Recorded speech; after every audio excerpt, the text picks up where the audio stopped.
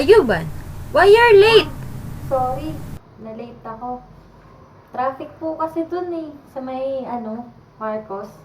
Diyan sa labas, traffic. Sorry po ah. Ano, late ka na naman? Sorry po, na-late ako. Inutusan po kasi ako sa bahay. Sorry po ah.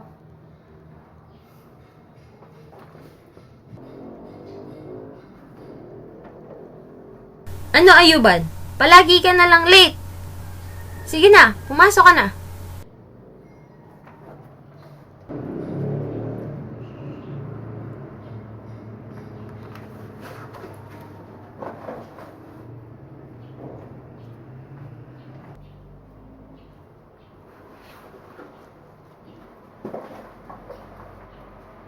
Oh, saan ka na naman pupunta?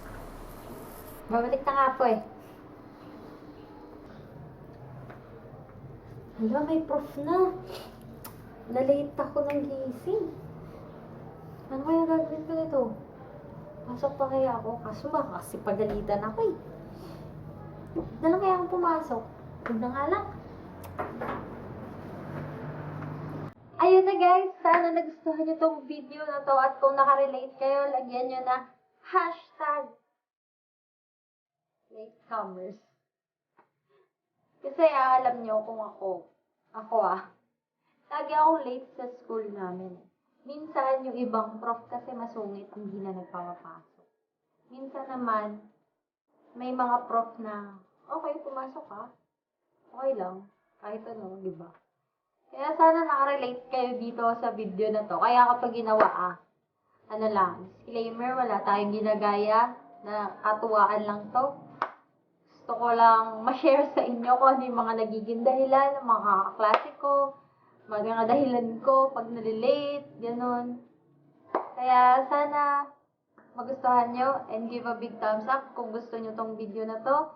And subscribe to my YouTube channel. And also follow me on my social media na Instagram ko, Twitter ko, and Snapchat ko. Then like nyo rin yung Facebook page ko. Ililink ko doon sa description box down below. So, yun. Remember that whatever you do, do it all for the glory of God. Bye, God bless. Ingat sa inyo. Good luck sa school. Bye!